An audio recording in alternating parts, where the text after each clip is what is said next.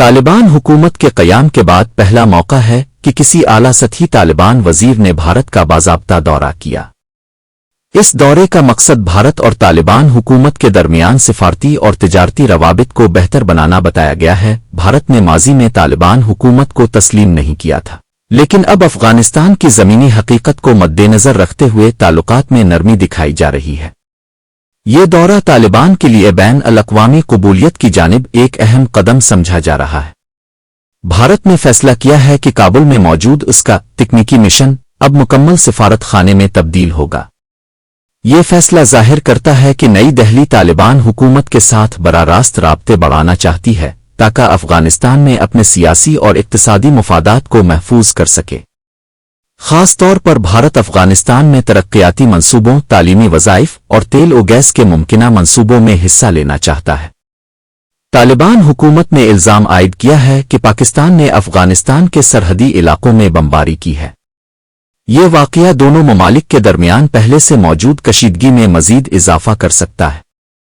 तालिबान की हुकूमत पहले ही पाकिस्तान पर इल्ज़ाम लगा चुकी है कि वो तहरीक तालिबान पाकिस्तान (TTP) के खिलाफ कार्रवाई के बहाने अफगान सरजमीन को निशाना बनाता है।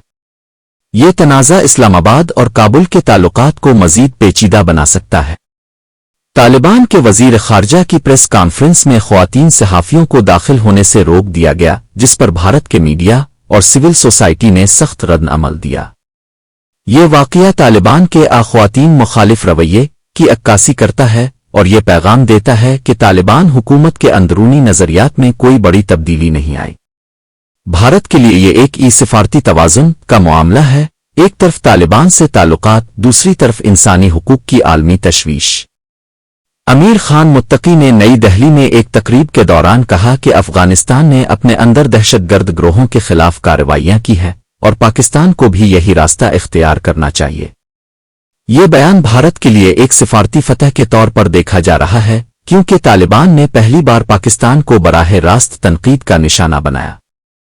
इस बयान ने भारत अफगानिस्तान के ताल्लुकात को मजीद करीब कर दिया है और पाकिस्तान के लिए एक गैर मुतवक्के चैलेंज पैदा किया है। गजा में तवील जंग के बाद बिलाखिर फरीकैन के दरमियान सीज़फायर तय पाया। ये मुआहिदा अमरीकी सालसी और मिस्री निगरानी में हुआ।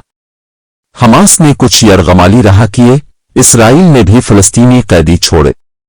ताहम असल चैलेंज सियासी इस्तेहकाम और गजा की हुक्मरानी का है। इसराइल चाहता है हमास गैर मुसल्लह हो जाए, जबकि हमास इसे कौमी मुज़ाहमत कहती है। अगर ये मुआहिदा बरकरार रहा तो ये मशरिक़ वस्ता में नई सिफारती राहों को खोल सकता है। सीज़फायर के बावजूद इसराइल की शुमाली सरहद पर हिज़्बुल्लाह के साथ झड़पें जारी है। ईरान इस सूरत-ए-हाल पर करीब से नजर रखे हुए है। ये कशीदगी किसी भी वक्त जंग बंदी को मुतासिर कर सकती है। खित्ते में ताकत का तवाज़ुन नाजुक है। अगर हिज़्बुल्लाह मुदाखलत बढ़ाए तो सीज़फायर टूट सकता है। मध्य प्रदेश में 17 बच्चों की मौत के बाद दवा साज कंपनी फार्मास्यूटिकल्स को बंद कर दिया गया। हु और भारत की ड्रग कंट्रोलर ने टेस्ट में खतरनाक केमिकल ग्लाइकोल पाया। ये भारत की दवा साजी सनत के लिए एक बड़ा धचका है, खास तौर पर एक्सपोर्ट पर। अब हुकूमत दवा टेस्टिंग के नए कवानीन ला रही है। ओपेक ममालिक ने तेल की पैदावार में 5% कमी का ऐलान किया है, जिससे कीमतें $120 फी बैरल के करीब पहुंच गई है। इसका बुरा असर तरक्की पजीर ममालिक, खास तौर पर भारत, पाकिस्तान, बांग्लादेश जैसे ममालिक पर पड़ेगा। महंगाई में मजीद इजाफा मुतवक्के है।